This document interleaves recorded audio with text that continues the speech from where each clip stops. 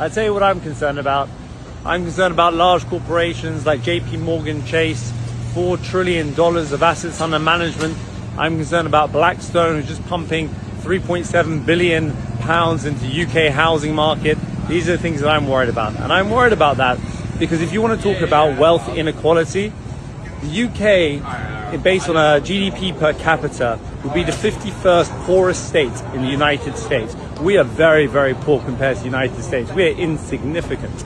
And so when you start talking about large sums of money flooding the UK housing market, this is what will raise assets in the UK housing market. Nobody cares if John Smith owns 3 or 4 houses. What turns the dial is when US private equity pumps billions and billions and billions into the UK housing market, capital that we can't absorb because we're minuscule when it comes to the size of the US. And when that money comes flooding down, asset prices are going to soar, and it's just beginning. At the moment, there's about 2% of the housing market is institutionalized in the UK versus 35% in Germany, according to Savills. You want to see house prices increase? Forget about average house price income ratios. That's the thing of the past.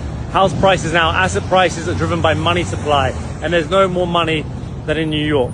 Okay, and you want to see just a fraction of this make its way into the northeast of England, asset prices will go insane. So if you want to address inequality, look no further than New York City, look no further than massive private equity flooding the UK housing market.